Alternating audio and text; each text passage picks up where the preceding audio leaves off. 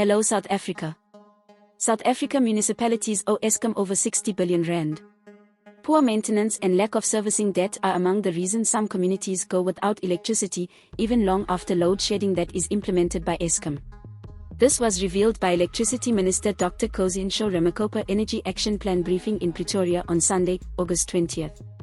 During the briefing, Ramokgopa revealed that transformers and substations have failed and blown up in some areas as a result of demand that exceeds the capacity of those assets. Ramokgopa said in some instances, municipalities are underspending by 2 billion rand, money which should be spent servicing and maintaining infrastructure. According to the minister, municipalities owe Eskom about 63.2 billion rand. Ramokgopa said there are a number of municipalities that have entered into agreements to pay their debts. However, some municipalities have defaulted on their arrangements and failed to make payments as agreed.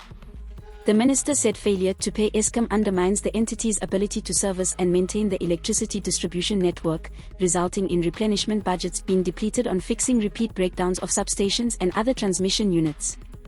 We pay cash for videos. WhatsApp 060 011 021 1. This is Leah for the South African. Please subscribe for more news updates.